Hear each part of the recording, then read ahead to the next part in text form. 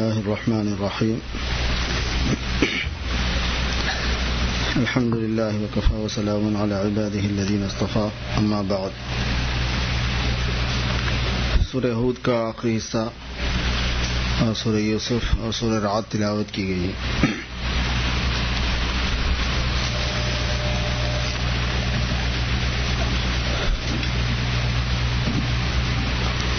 سورہ ہود میں اللہ تبارک و تعالی نے پچھلی قوموں کے بعض واقعات بیان فرمائے اور پھر اس کے بعد میں یہ ارشاد فرمایا کہ یہ جتنی بستیوں کے واقعات ہم نے آپ کو بتائے ہیں آپ کی رسالت پر دلیل کے طور پر ہیں. ظاہر ہے کہ آپ کو اللہ پاک نے یہ بات بتائی، آپ کو پہلے سے یہ بات معلوم نہیں تھی تو وحی کے ذریعے سے ہی آپ تک یہ بات پہنچی، اور جس پر وحی آتی ہے وہ اللہ کے رسول اور نبی ہوتے ہیں. تو واقعہ بھی بتایا جس سے سبق حاصل ہو، اور اس واقعے کے بتانے میں حضور پاک صلی اللہ علیہ وسلم کی رسالت کی تصدیق بھی ہوئی. اس میں اللہ نے ایک بات یہ بھی فرمائی کہ جتنے بستیوں کے اور قوموں کے ہلاک کرنے کا ہم نے ذکر کیا ہے ان میں سے ہم نے کسی پر ظلم نہیں کیا. بات یہ تھی کہ وہ لوگ اپنے اوپر ظلم کرتے تھے یا ان کے ظلم کا نتیجہ ہوتا تھا، یعنی غلطیوں والی جو زندگی ہوتی تھی، گناہوں والی جو زندگی ہوتی تھی، اس غلطیوں اور گناہوں والی زندگی کا ان کو انجام معلوم نہیں ہوتا تھا. جب انجام سامنے آیا تو پتہ چلا کہ یہ تھی وہ زندگی. تو یہ ہوتا ہے اصل میں کہ آدمی کو اپنی ہی غلطیوں کا بھگتان بعد میں جب سامنے نظر آتا ہے تو اس کو یہ لگتا ہے کہ اس کے ساتھ میں زیادتی ہوئی. پھر اس کے بعد یہ فرمایا کہ اللہ تبارک و تعالیٰ جب کسی کو پکڑتے ہیں تو پھر وہ ایسے ہی ہوتا ہے. اس لیے ہر آدمی کو اللہ تبارک و تعالیٰ سے ڈرنا چاہیے.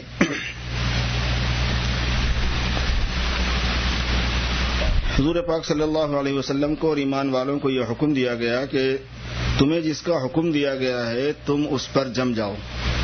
فاستقم کما امرت ومن تاب معک، اور جو آپ کے ساتھ توبہ کرنے والے یعنی آپ پر ایمان لانے والے ہیں ان کا یہ کام ہے کہ وہ اللہ کے حکم پر جم جائے. ہر مسلمان کے ذمے تین چیزیں ہوتی ہیں. ایک، حکم کو پہچاننا کہ اللہ پاک کا حکم ہے کیا، جس لائن سے جو حکم ہے وہ پہچاننا، جان میں، مال میں، اولاد میں، بیوی بچوں میں، کمانے میں، خرچ کرنے میں، عبادتوں میں، دین کی محنت میں، دین کی دعوت میں، تبلیغ میں، نصرت میں. ایک ہے اللہ پاک کے امر کو پہچاننا، دوسرے اللہ تبارک و تعالیٰ کے اس امر پر عمل کرنا، اور تیسرے اس پر جمے رہنا یعنی اس پر عمل کرتے رہنا. ایک آدھ مرتبہ عمل کرنے سے آدمی فارغ نہیں ہو جاتا. دین میں دین کی فراغت جب ہوتی ہے جب آدمی کی موت ہوتی ہے. وَاعْبُدْ رَبَّكَ حَتَّى يَأْتِيَكَ الْيَقِينُ، اپنے رب کی عبادت میں رہنا یہاں تک کہ یقین آ جائے یعنی موت آ جائے. موت آنے تک اللہ پاک کے حکم پر جمے رہنا ہوتا ہے. فرمایا سرکشی مت کرو، جو کہا گیا وہ کرو اور اس پر جمے رہو.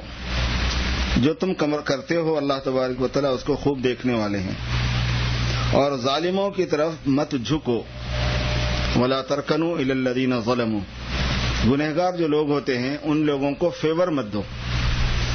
خالی صرف خود گناہ نہ کرنا یہ کافی نہیں ہے، گنہگاروں کے ساتھ میں جھکاؤ اور میلان اور دوستی اور تعلق نہ رکھنا یہ بھی اللہ تعالیٰ کے امر میں سے ہے.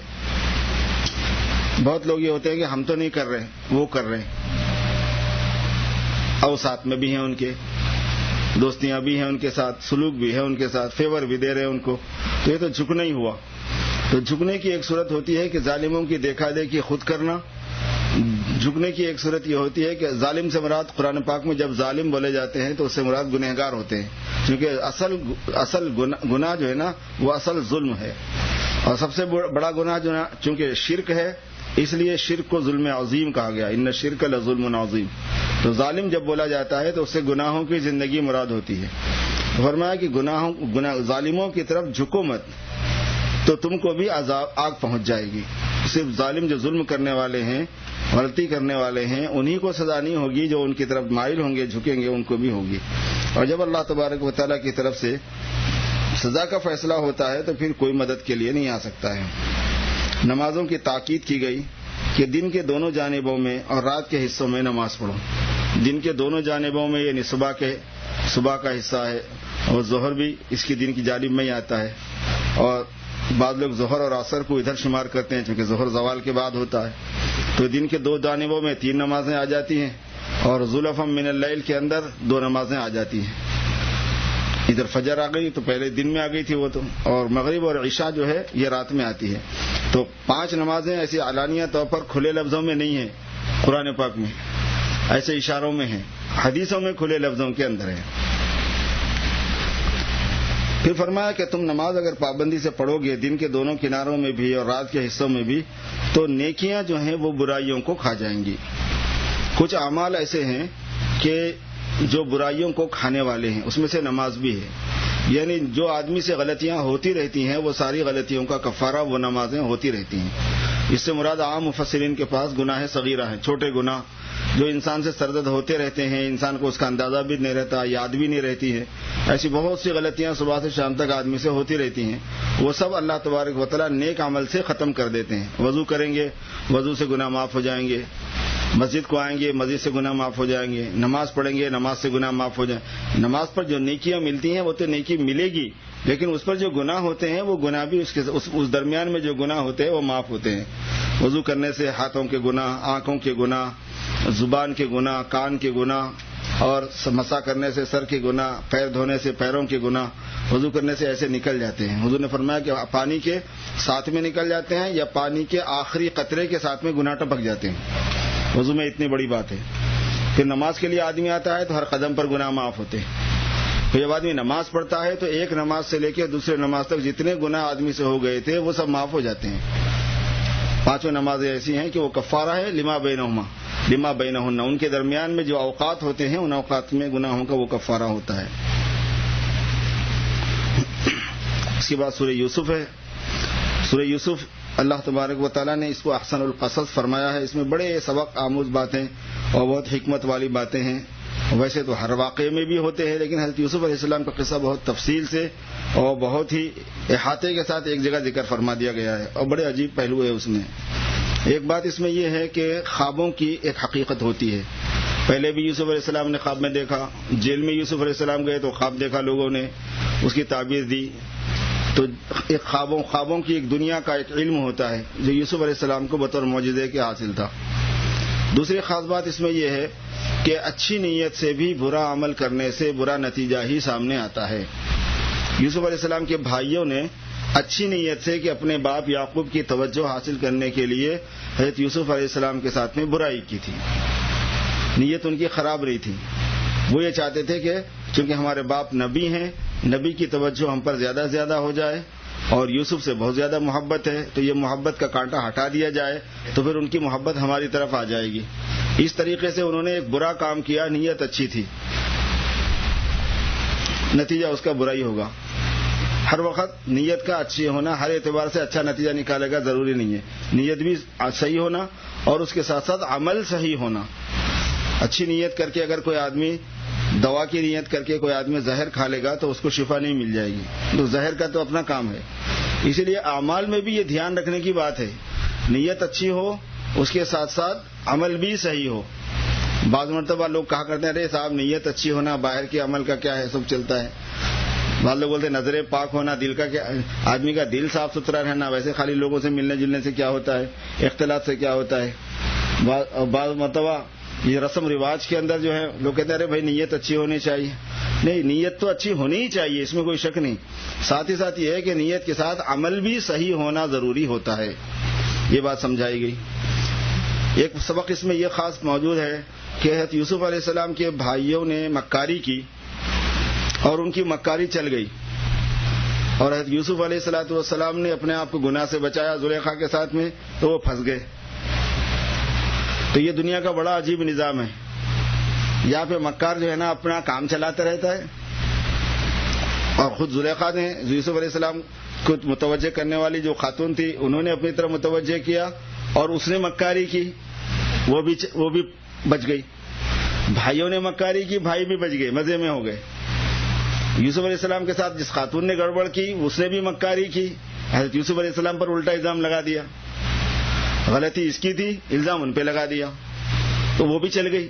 اور یوسف علیہ السلام یہاں پہ بھی مظلوم ہوئے کہ بھائیوں نے کنویں میں ڈال دیا، ان کا تو کوئی قصور نہیں تھا، ان کو کچھ بھی نہیں ملا، ان کو مل گیا، وہ مزے میں رہ گئے، یہ مصیبت میں آ گئے، غلام بنا دیے گئے، ان کو بازار میں بیچ دیا گیا لے جا کے۔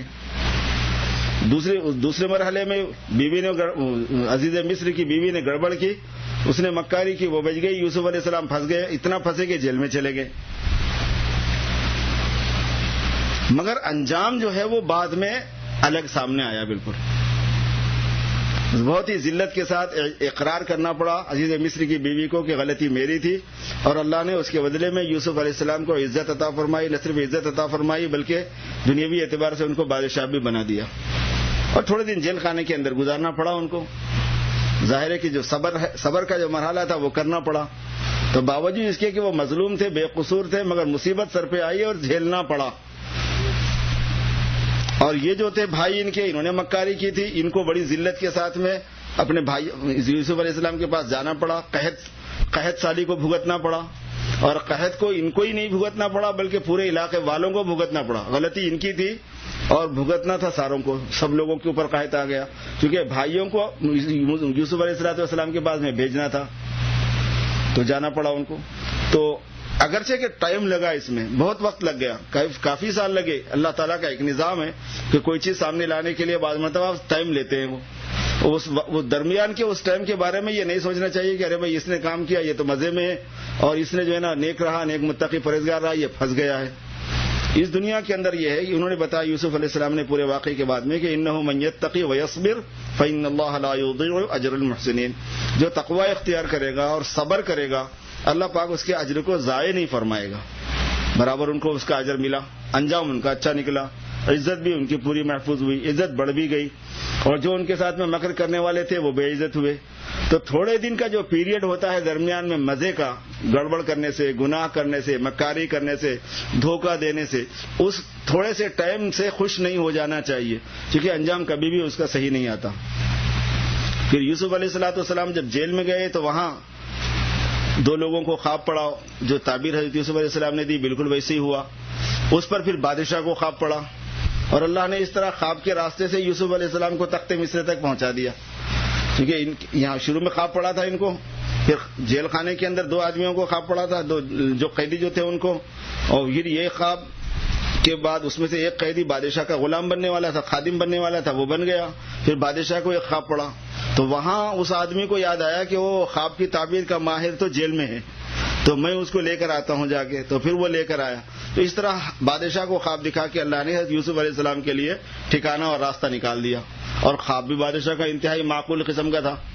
اس کے جو کابینہ کے لوگ تھے انہوں نے کہا تھا کہ اضغاث و احلام، یہ تو ویسے ہی خواب ہے، جو آدمی دن میں دیکھتا ہے ادھر ادھر کی باتیں، پراگندہ خیالات، ایسے خواب میں بھی ہو گیا ہے، اس کی کوئی تعبیر نہیں ہے۔ لیکن حضرت یوسف علیہ السلام کے پاس جب یہ بات گئی تو انہوں نے کہا کہ یہ تو بادشاہ کے کام کا خواب ہے، اور یہ بادشاہ ہی کو دیکھنا چاہیے تھا، یعنی کوئی بادشاہ ہو تو ہی دیکھے گا ایسی چیز، کیونکہ وہ اسی کے ہاتھ میں مملکت ہے، انتظام رعیت ہے، پبلک کا انتظام کرنا ہے۔ تو 7 سال قحط خوب بہترین فراوانی کے آنے والے ہیں، غلے کی ارزانی کی، اور 7 سال قحط سالی کے آنے والے ہیں، تو ان پہلے دنوں کے اندر انتظام کر کے اگلے 7 سالوں کا انتظام کرنا پڑے گا۔ اس طریقے سے خواب کی تعبیر جب سامنے آئی تو یوسف علیہ السلام کو بلایا گیا وہاں پر۔ حضرت یوسف علیہ السلام نے اپنے پہلے صفائی چاہی کہ جو میرا کیس چل رہا ہے پہلے اس کے بارے میں تحقیق کر لو۔ بعض مرتبہ بلا وجہ میں ایک آدمی پھنسا دیا جاتا ہے، بلا وجہ ایک آدمی پر تہمت لگ جاتی ہے، الزام لگ جاتا ہے، اور جتنے منہ پھر اتنی باتیں ہوا کرتی ہیں۔ تو یوسف علیہ السلام نے اس کو پسند نہیں فرمایا کہ ان پر بلا وجہ کا یہ الزام رہے، کل کے دن کسی کا بھی منہ کچھ بھی کھلے گا، نبی کے لیے مناسب نہیں تھی یہ بات۔ انہوں نے کہا کہ پہلے میرا کیس سالو کروں، وہ اس میں سچائی کیا ہے وہ پہچانو، حق پر کون ہے وہ نکالو، پہلے غلطی کس کی تھی اس کو جانو پہلے، اس کے بعد میں آؤں گا۔ چنانچہ جب واقعے کو ان کے صاف کیا گیا تب یوسف علیہ السلام پہنچے بڑی خودداری کے ساتھ، یہ نہیں کہ بادشاہ نے بلایا تو بھاگتے ہوئے چلے گئے، دیکھا جائے گا جو کچھ ہے، نہیں، پہلے کہا کہ نہیں پہلے میرا معاملہ صاف کرو، انتہائی خودداری کے ساتھ رہے، اور پھر ان کا کیس جب صاف ہوا تو پھر وہ بادشاہ کے پاس پہنچے، اور وہاں جانے کے بعد بادشاہ سے صاف صاف اپنی قابلیت کا اظہار کر دیا۔ یہ بھی سبق ملتا ہے اس میں کہ اگر اللہ نے کوئی خاص قابلیت عطا فرمائی ہو دنیاوی اعتبار سے، آدمی کچھ کر سکتا ہو، بتا دے کہ میں یہ کام کر سکتا ہوں، یہ اپنی تعریف کرنے میں نہیں آتا، بڑا بننے میں نہیں آتا۔ انہوں نے فرمایا کہ تمہارے ساتھ 7 سال اچھے آنے والے ہیں، پبلک کے لیے 7 سال قحط کے آنے والے ہیں، اور اللہ نے مجھے یہ صلاحیت دی ہے کہ اگر آپ مجھے ذمہ دار بنا دیں گے فائنانس کا، میں اس کو سنبھال لوں گا۔ چنانچہ وزیر فائنانس بنا دیے گئے، انہوں نے انتظام کیا پھر پورا وہ، اور ایسا اللہ پاک کے دیے ہوئے علم سے انتظام کیا کہ لوگ حیران رہ گئے، کیونکہ کسی کو پہلے سے یہ نہیں معلوم تھا کہ غلے کو اگر اس کی بالیوں میں رکھا جائے تو وہ خراب نہیں ہوتا۔ جیسے جو غلہ گیہوں ہے، چاول ہے، اس قسم کی جتنی چیزیں حبوب ہے جتنے ہیں، ان کو ان کے خول میں ہی رکھا جائے، اس میں سے نکالا نہ جائے، نکالیں گے تو وہ خراب ہو جائے گا، اس میں کیڑے پڑ جائیں گے، لیکن اگر نکالا نہیں جائے گا تو نہیں خراب ہوگا، وہ چاہے کتنے ہی سال رکھ لو اس کو تم۔ تو حضرت یوسف علیہ السلام نے وہ انتظام کیا کہ جتنا خرچ ہونا ہے حساب سے وہ جو ہے نا اس کو داسا جائے گا، اس کا بھوسا نکالا جائے گا، اور اصلی حبوب دانے حاصل کیے جائیں گے، اور جن کی ضرورت نہیں ہوگی ان کو ویسے رکھ دیا جائے گا۔ چنانچہ رکھ کے انہوں نے پوری رعیت کو آسانی کے ساتھ میں تقسیم فرمایا۔ اسی کے ضمن میں پھر یہ کنعان سے یعقوب علیہ السلام کے جو دوسرے بیٹے تھے، یوسف علیہ السلام کے جو دوسرے بھائی تھے، وہ بھی آ گئے۔ اس واقعے کے اندر ایک پہلو اور بھی ہے، وہ یہ کہ بعض مرتبہ آدمی اپنی کسی خاص مصلحت سے کوئی تدبیر کرے تو صحیح تدبیر کرنے کا نام مکاری نہیں ہے، مکاری الگ چیز ہے، تدبیر الگ چیز ہے۔ دنیا میں ہر کام کے حاصل ہونے کے اللہ نے اسباب بنائے ہیں، تدبیریں بنائی ہیں، وہ بہتر سے بہتر انداز سے کرنا چاہیے۔ جیسے یوسف علیہ السلام اپنے بھائی کو اپنے پاس میں روکنا چاہتے تھے، پہلے بھائی کو بلانا چاہتے تھے تو اس کے واسطے ایک پالیسی چلی۔ بھائی کہا کہ بھائی ایک تمہارا بھائی بھی ہے کوئی؟ کہیں گے ہاں ہے، اس کو کیوں نہیں لائے؟ کہیں گے بس وہ بھیجتے نہیں۔ وہ یوسف علیہ السلام کا حقیقی بھائی تھا، یعنی یہ سوتیلے بھائی ہیں، یوسف علیہ السلام اور ان کے بھائی بنیامین ایک بیوی سے ہیں، اور دوسری بیوی سے جو ہے نا یعقوب علیہ السلام کی دوسری بیوی سے دوسرے بھائی ہیں یہ سارے۔ تو یوسف علیہ السلام اپنے بھائی سے ملنا چاہتے تھے تو وہ لوگ لائے نہیں تھے، تو یوسف علیہ السلام نے جو ان کی اجرت تھی وہ ان کے تھیلوں میں رکھ دی اور غلہ بھی دے دیا، اور کہا کہ اگلے سال اگر تم آؤ گے تو پھر میں تم کو فری میں غلہ دوں گا اور غلہ اضافہ بھی دوں گا، اور اگر اگلے سال بھائی کو نہیں لاؤ گے تو پھر میں غلہ ہی نہیں دوں گا تم کو۔ جا کے انہوں نے جب اپنا غلہ کھولا، تھیلے کھولے، تو اس کے اندر اجرت پوری رکھی ہوئی تھی۔ کہنے کہ اجرت بھی اس نے واپس کر دی، کتنا کریم بادشاہ ہے، اور اس کے ساتھ ساتھ غلہ بھی اس نے پورا دیا ہے۔ اب اگر وہ بھائی کو لانے کو کہہ رہا ہے تو اس میں کیا پریشانی کی بات ہے؟ چنانچہ پھر انہوں نے بابا کو بہلایا پھسلایا کہ نہیں اس کو ہم لے جانا چاہتے ہیں۔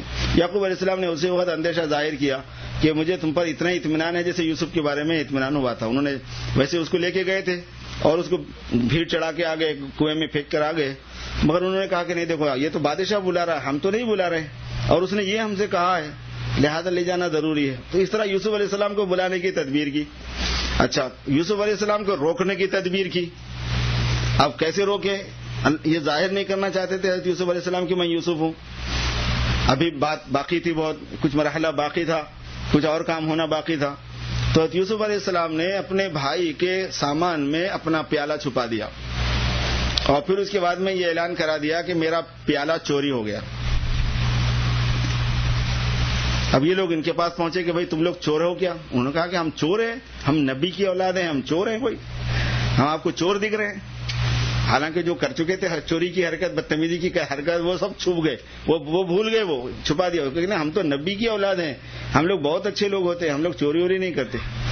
تدبیر پھر یہ کی کہ پہلے دوسرے لوگوں کے غلے کو جانچا جن کے اندر پیالہ نہیں تھا، کیونکہ سیدھا ڈائریکٹ اگر یوسف بنیامین کے ہی تھیلے کو دیکھتے تو ڈاؤٹ ہو سکتا تھا نا، اس وجہ سے پہلے فبدا بأوعیتہم قبل وعاء اخیہ، پہلے دوسرے سامانوں کو دیکھا، پھر بنیامین کے سامان کو دیکھا، اس میں سے نکلا پیالہ ان کا، وہ قیمتی پیالہ تھا، بہت بادشاہ کا پیالہ۔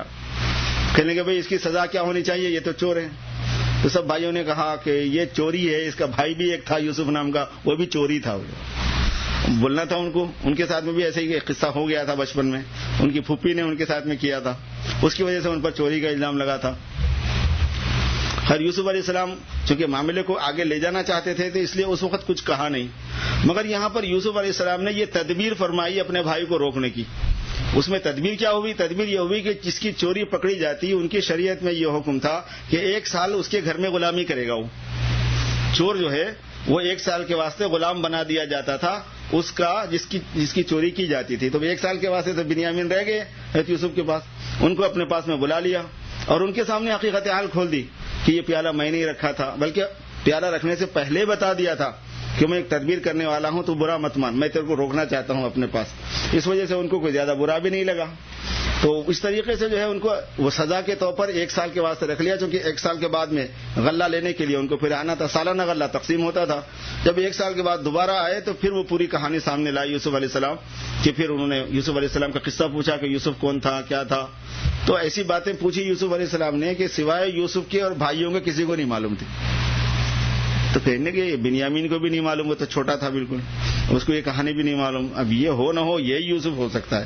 تو بھائیوں نے کہا کہ آپ یوسف تو نہیں ہیں. تب انہوں نے کہا کہ جی ہاں میں یوسف ہوں. پھر اس کے بعد میں حضرت یوسف علیہ الصلوۃ والسلام کو ایک معجزہ اور بھی اللہ نے دیا. وہ یہ کہ ان کا کرتا جو ہے وہ آنکھ کی بینائی کو واپس کر دیتا تھا. اپنا کرتا انہوں نے دیا اور کہا کہ میرے ابا کے آنکھوں پہ ڈال دو، چہرے پہ ڈال دو، ان کی بینائی واپس ہو جائے گی، کیونکہ وہ روتے روتے بیٹے کی جدائی میں نابینا ہو گئے تھے. تو یوسف علیہ السلام کا کرتا لے گئے. تو راستے سے یوسف علیہ الصلوۃ والسلام یعقوب علیہ السلام کو خوشبو آ گئی یوسف کی. کہنے لگے میں انی لاجد ریح یوسف کی خوشبو آ رہی ہے مجھے. کہا کہ کب کی بات ہے، برس برس بیت گئے، ابھی بھی آپ اسی کی جدائی کے اندر کچھ نہ کچھ کہتے ہی رہتے ہیں، آپ سٹیا گئے ہیں، یہ ہے وہ، اس قسم کی باتیں کی بیٹوں نے. لیکن تھوڑی دیر کے بعد میں دیکھا تو وہ پہنچ گئے یوسف علیہ السلام کا کرتا لے کے لوگ، اور جیسے ہی ان کے چہرے کے اوپر ڈالا تو ان کی بینائی واپس ہو گئی. اور کہا کہ تم بھی واپس آ جانا، تم لوگ بھی، اور امی ابا کو بھی لے کے آ جانا. پھر پورے خاندان کو لے کر آئے. اس کے بعد میں ایک بڑی عجیب بات ہے، وہ یہ ہے کہ یوسف علیہ الصلوۃ والسلام نے اپنے ابا کے سامنے پوری مطلب ظاہر ہے کہ اتنے سالوں کی برسوں کی جدائی کے بعد میں ملاقات ہوئی، رونا پلانا، محبت کا اظہار، یہ سب کچھ ہی ہوا. ایک اور بات بھی اس سے پہلے ذہن میں آئی. یعقوب علیہ الصلوۃ والسلام کو یوسف علیہ السلام کی خوشبو اسی وقت آ گئی جب یوسف علیہ الصلوۃ والسلام کا کرتا لے کے لوگ چلے. اور تقریباً بعض اقوال کے مطابق 23 سال کا عرصہ گزرا اس میں. 23 سال نکل گئے تھے اس میں. 23 سال تک یوسف کہاں ہے اس کا پتہ نہیں تھا یعقوب کو، اور اللہ کے نبی ہیں. اور 23 سال کے بعد میں جب کرتا نکلا ہے مصر سے، اس کی خوشبو آ گئی. تو اس کو کہتے ہیں گہے بر تاریخ اعلی نشینم، گہے بر پشت پائے خود نبینم. کبھی تو ایسا ہوتا ہے کہ لوح محفوظ کی چیز بھی نظر آ جاتی ہے، اور کبھی ایسا ہوتا ہے کہ پاؤں کے اوپر کیا چیز ہے وہ بھی نظر نہیں آتی. یہ کہہ رہے مولانا روم، گہے بر تاریخ اعلی نشینم، گہے بر پشت پائے خود نبینم. تو یہ اللہ پاک کا معاملہ ہوتا ہے کہ جس نبی کو جو بات بتانی ہے، جتنی بات بتانی ہے، جب بتانی ہے، وہ اللہ پاک کی حکمت ہوتی ہے. جس چیز کو چھپانا ہے چھپا دیتے ہیں، جس چیز کو ظاہر فرمانا چاہتے ہیں ظاہر فرما دیتے ہیں اپنے بندوں کے ساتھ میں. تو حضرت یعقوب علیہ الصلوۃ والسلام کے ساتھ یہ عجیب واقعہ ہوا. پھر یہ سارے کے سارے جب آ گئے تو بہت ہی کام کی بات یہ ہے کہ حضرت یوسف علیہ السلام نے پوری کہانی کو نہیں دہرایا، اور اپنے بیٹوں اپنے بھائیوں کے اوپر کچھ احسان نہیں جتایا، ملامت نہیں کی ان کو، تانا نہیں دیا ان کو، ملامت نہیں کی ان کو. حضور پاک صلی اللہ علیہ وسلم ان کے بارے میں فرمایا کرتے تھے کہ کریم ابن کریم ابن کریم ابن کریم ہے یہ. چونکہ ان کے یہ نبی، ان کے ابا نبی، ان کے دادا نبی، ان کے پردادا نبی، تو یہ کریم ابن کریم ابن کریم ابن کریم ہے. ظاہر ہے کہ ایسے شخص کے جو اوصاف ہوں گے، جو اخلاق عالیہ ہوں گے، اس میں ایسی باتیں نہیں ہوتی ہیں. الکریم اذا قدر عفا، کریم جب قادر ہوتا ہے تو درگزر کر دیتا ہے. ایک صحابی، بدوی صحابی، حضور پاک صلی اللہ گاؤں کے جو ہے حضور صلی اللہ علیہ وسلم کے پاس آئے. کہنے لگے کہ کل قیامت میں حساب ہوگا ہمارا؟ کہنے لگے ہاں ہوگا. کہنے لگے کون لے گا؟ کہنے لگے اللہ لے گا. ان کو یہ تھا کہ فرشتے کریں گے حساب. اللہ پاک حساب لے گا. کہنے لگے خود لے گا؟ کہنے لگے ہاں خود لے گا. کہنے لگے بس مجھے کوئی فکر نہیں. وہ چلے گئے. کچھ لوگوں نے پوچھا کہ بھئی یہ کیا بات تم نے کہی کہ جب اللہ حساب لے گا تو مجھے کوئی فکر نہیں؟ کہنے لگے الکریم اذا قدر عفا، کریم جب قادر ہو جاتا ہے کسی پر، حاوی ہو جاتا ہے تو پھر چھوڑ دیتا ہے. اس کے کرم کے خلاف ہے یہ بات کہ کسی پر حاوی ہو جانے کے بعد میں پھر اس کو دھپے مارے. ارے بھائی اس پر حاوی ہو گیا یہی بہت ہے. یہ تمہاری گرفت میں وہ آ گیا، تمہارے سامنے اس کی غلطی سامنے آ گئی، تمہارے کو کنٹرول اس پر حاصل ہو گیا، یہی بہت ہے. جب وہ حساب لے گا، کہنے کہ الجھن یہی تھی کہ اگر فرشتے لیں گے تو پھنس جاتے اپن.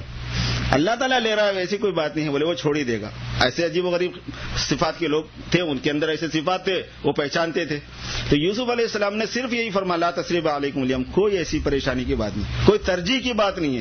یعنی میں یہ بھی نہیں کہوں گا آج کہ میں تم سے اچھا ہوں، یہ بھی نہیں کہوں، چھوڑ دیا، معاف کر دیا بالکل. پھر یعقوب علیہ السلام سے بات کرتے ہوئے انہوں نے جو بات کہی، جو یہاں پر اللہ نے ذکر فرمائی ہے کہ دیکھو ابا جان کیسے اچھا معاملہ ہوا کہ جو خواب میں نے دیکھا تھا وہ پوری تعبیر سامنے آ گئی. چونکہ انہوں نے خواب دیکھا تھا کہ 11 ستارے ہیں اور جو ہے ان کو سجدہ کر رہے ہیں، تو وہی بات ہوئی سامنے کے سارے سب ان کے لیے سجدہ کرے. سجدہ تعظیمی یوسف علیہ السلام کی شریعت میں جائز تھا، سب نے سجدہ کیا بادشاہ کے پاس پہنچنے کے بعد میں. تو ان کا یہ تعبیر میرے خواب کے سامنے آ گئی. اور آپ جانتے تھے یعقوب علیہ السلام کو بھی اندازہ تھا کہ اس کا جو خواب ہے اس کی ایک تعبیر ہے جس میں یوسف مرنا نہیں ہے. اسی وجہ سے جب بھی یوسف کے مرنے کی بات آتی یعقوب علیہ السلام مانتے نہیں تھے، کہنے لگے ایسی بات نہیں ہے، تم اس کو تلاش کرو، وہ ملے گا، ہے کہیں نہ کہیں، وہ یہ کہا کرتے تھے یعقوب علیہ السلام. اس کے بعد انہوں نے جو اپنے اوپر مصیبت بیتی ہے اس کو نہیں سنایا. یہ بہت خاص پوائنٹ ہے. کیسے کیسے حوال سے گزرے، کنویں میں گر گئے تھے، ڈال دیے گئے تھے. اب کب تک کنویں میں رہے وہ نہیں معلوم. اب کنویں میں گرے تو ظاہر ہے کہ چھوٹا بچہ ہے، کوئی ایسے بہت بڑے آدمی بھی نہیں تھے، سوجھ بوجھ بالکل نوجوان چھوٹے سے بچے تھے. دوسری بات یہ ہے کہ پھر بازار مصر میں بکے، پھر غلام بنائے گئے، ایسے غلام زندگی گزاری انہوں نے. پھر اس کے بعد جیل خانے میں ڈال دیے گئے بلا وجہ کے، اور جیل خانے میں 7 سال تک رہے. اس میں سے ایک چیز کا بھی تذکرہ نہیں ہے. یعقوب علیہ السلام سے کہتے ہیں کہ وقد احسن بی اذ اخرجنی من السجن، اللہ پاک کا کتنا بڑا احسان ہے کہ جیل سے نکال دیا. اللہ پاک کا کتنا بڑا احسان ہے کہ اللہ پاک نے جیل سے نکال دیا. حالانکہ جیل میں ڈالا کون تھا، غلام بنایا کون تھا، سمجھ میں آ رہا نہیں. اللہ تعالیٰ کی ایک ترتیب ہے میرے بزرگوں، وہ یہ ہے کہ ہمیشہ شکایت والا لہجہ نہیں ہونا چاہیے. جو تکلیف پہنچی وہ سنانے کی چیز نہیں ہوتی، جو راحت پہنچی، جو نعمت ملی وہ سنانے کی چیز ہے. یہ ہوا ہمارے ساتھ، یہ اللہ پاک کا فضل ہوا، یہ اللہ پاک کا فضل ہوا. ابراہیم علیہ السلام کہتے ہیں اذا مرضت فهو یشفین، میں جب بیمار ہو جاتا ہوں تو وہ شفا دیتے ہیں. حالانکہ یقین کی بات، اعتقاد کی بات تو یہی ہے نا کہ بیماری بھی ان کی طرف سے آتی ہے، شفا بھی ان کی طرف سے بھی آتی ہے. لیکن بیماری ہوئے، جیل میں چلے جانا ہے، پھنس جانا ہے کسی چیز میں، یہ تکلیف والی وہ چیزیں ہیں جو اللہ کی طرف منسوب کرنا بے ادبی ہے. اس کو اپنی طرف لینا چاہیے. اور جو اللہ تعالیٰ کا جو انعام ہو گیا بندے کے ساتھ میں، اس انعام کا اظہار ہونا چاہیے کہ اللہ نے ہمارے ساتھ فضل فرمایا. تو یوسف علیہ السلام نے یہ فرمایا کہ وقد احسن بی اذ اخرجنی من السجن وجاء بکم من البدو من بعد ان نزغ الشیطان بینی وبین اخوتی، اور کہا کہ کیسے ہم سب کو اللہ نے ملا دیا ہے کہ شیطان نے ہمارے درمیان میں دراڑ ڈال دی تھی، ہمارے تعلقات کو خراب کر دیے تھے. بھائیوں کو کچھ نہیں کہا کہ شیطان نے ہمارے تعلقات خراب کر دیے تھے، مگر اللہ نے اس کو ہٹا کے پھر ہم کو ایک جگہ سب کے سب جمع فرما دیا ہے. حضور پاک صلی اللہ علیہ وسلم نے فرمایا کہ سیرت کے اعتبار سے جو یوسف علیہ الصلوۃ والسلام کا کردار اپنے اندر اپنائے گا، اللہ اسپیشل خصوصیت کے ساتھ میں اس کو کل قیامت میں عرش کے نیچے جگہ مرحمت فرمائے گا. کیونکہ ان کے بڑے عالی اوصاف تھے. ویسے تو ہر نبی میں عالی اوصاف ہوتے ہیں، لیکن ان کے بعض اوصاف بہت ہی خاص الخاص تھے. ایک عفت کا مسئلہ تھا، اپنی عزت نفس کا، گناہ میں مبتلا ہونے سے اپنے کو بچانے کا مسئلہ تھا، صبر کرنے کا مسئلہ تھا، استقامت کا مسئلہ تھا، اور شکر کا جذبہ تھا.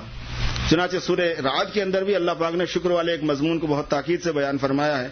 فرمایا کہ کچھ چیزیں میں نے بندوں کو دی ہیں، سب چیز بندے کو نہیں دیتا میں، کیونکہ یہ دنیا میں دینے کے لیے نہیں بنایا ہوں. یہ امتحان کی جگہ ہے. کچھ تکلیفیں آئیں گی، کچھ راحتیں آئیں گی، کچھ چیزیں ملیں گی تمہیں، کچھ چیزیں نہیں ملیں گی. ہر بندے کو جو اس کا دل چاہے گا نہیں ملے گا. ہر بندے کو جس کو وہ تجویز کر لے گا کہ مجھے چاہیے نہیں ہوا کرے گا. کچھ چیزیں دینا طے ہے، کچھ چیزیں نہیں دینا طے ہے، کیونکہ ہمیشہ یہاں رکھنا کسی کو طے نہیں ہے. تھوڑے دنوں کے لیے ٹیمپرری طور پر رکھ کر کچھ آزمائش کا نظام اللہ پاک کی طرف سے ہے. تو یہ اللہ تعالیٰ چاہتے ہیں کہ ہر ایمان والا، ہر بندہ جو اللہ نے اس کو نعمتیں دی ہیں ان کا وہ شکریہ ادا کرے. شاکرانہ جذبہ.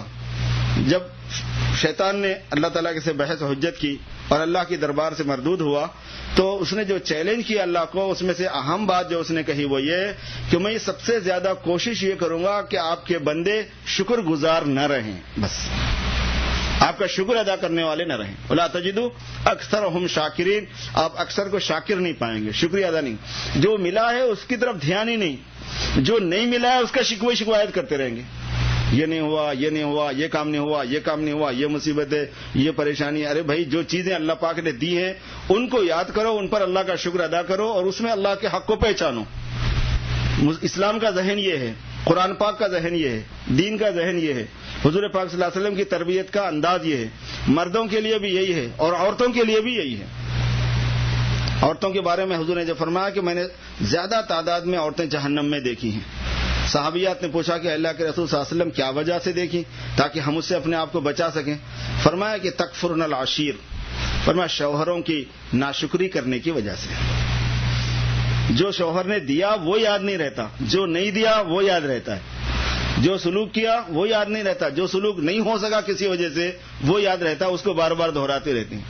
اور پھر فرمایا کہ یہی نہیں ہے کہ جو نہیں دیا وہ یاد نہیں رہتا، بلکہ اگر کوئی تکلیف ہو گئی تو جو کچھ اس نے سلوک کیا وہ پورا بھول جاتی ہیں اور انکار کر دیتی ہیں. پھر حضور نے مثال کے طور پر بیان فرمایا کہ اگر کپڑا اس کے پاس میں نہیں ہے، کپڑے پھٹ گئے ہیں، کمزور ہو گئے، بہت دن ہو گئے خرید کے، تو وہ یہی کہے گی کہ جب سے میری شادی ہو کے آئی ہوں ایک چندی پہننے کو نہیں ہے. تو کیا ننگی پھر رہی ہے بھائی؟ چپل ٹوٹ جائے گا تو یہ بولے کہ کبھی ہم دوسرے دنیا والے لوگ کیسے گھومتے ہیں، کیسے پھرتے ہیں، کیسی شاپنگ ہوتی ہے اور ان کو یہ دلاتے ہیں وہ دلاتے ہیں، اور میرے پاس تو یہ ہے کہ بس ایک ٹوٹی چپل مجھے میسر نہیں ہے، حالانکہ زندگی گزر گئی. تو یہ جو ناشکری کا جو جذبہ ہوتا ہے یہ قناعت پہ نہیں رہنے دیتا.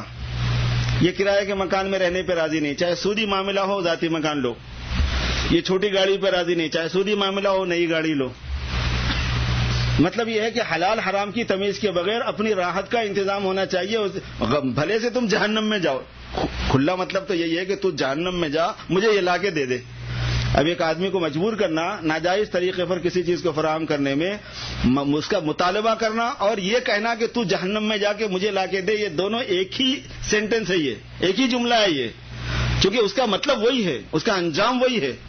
تو اسی لیے عورتوں کے لیے بھی یہی ہے، اور ہم سارے مرد جو ہیں ہم اللہ تعالیٰ کے ساتھ میں ناشکری کرتے ہیں، وہ اللہ کے ساتھ میں بھی ناشکری کرتی ہیں، ہمارے ساتھ میں بھی ناشکری کرتی ہیں، اور ہم اللہ کے ساتھ ناشکری کرتے ہیں. کتنی نعمتیں اللہ پاک نے ہمیں عطا فرمائی، آفاقی نعمتیں، انفسی نعمتیں، اندر کی باہر کی، مال سے، جان سے، عزت سے، تعلیم سے، ایجوکیشن سے، اور دوسرے اور بہت سی چیزوں سے شادیاں ہو جاتی ہیں، اولاد ہو جاتی ہے. بے شمار نعمتیں اللہ پاک کی ہیں.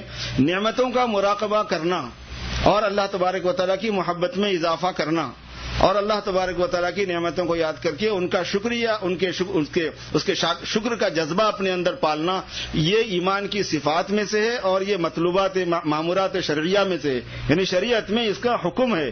اس لیے اللہ نے فرمایا کہ اللہ نے دیکھو تمہیں پہلے بتا دیا ہے کہ اگر تم شکر کرو گے تو میں تمہاری نعمتوں میں اضافہ کروں گا، اور اگر تم ناشکری پہ چلو گے تو پھر میرا عذاب بہت سخت ہوتا ہے.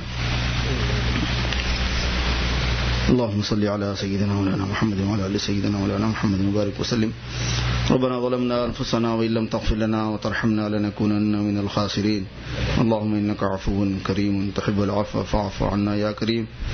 اللهم اجعلنا من عبادك الشاكرين. اللهم اجعلنا من الشاكرين والحامدين والعابدين. اللهم انصر من نصر دين محمد صلى الله عليه وسلم واجعلنا منهم. اللهم حبب الينا الايمان وزينه في قلوبنا وكره الينا الكفر والفسوق والعصيان وجعلنا من الراشدين.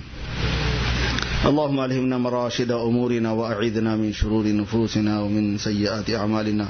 نسألك الهدى والتقى والعفاف والغنى. نسألك الصحة والعفة والأمانة وحسن الخلق والرضا بالقدر. اللهم أعنا على تلاوة القرآن وكثرة الذكر لك والشكر لك. اللهم جنبنا الفواحش ما ظهر منها وما بطن. اللهم إنا نعوذ بك من فتنة المسيح الدجال ومن فتنة المحيا والممات ومن القسوة والغفلة. ربنا تقبل منا إنك أنت السميع العليم وتب علينا إنك أنت التواب الرحيم. وصل وسلم وبارك على سيدنا ومولانا محمد وآله وأصحابه أجمعين برحمتك يا أرحم الراحمين.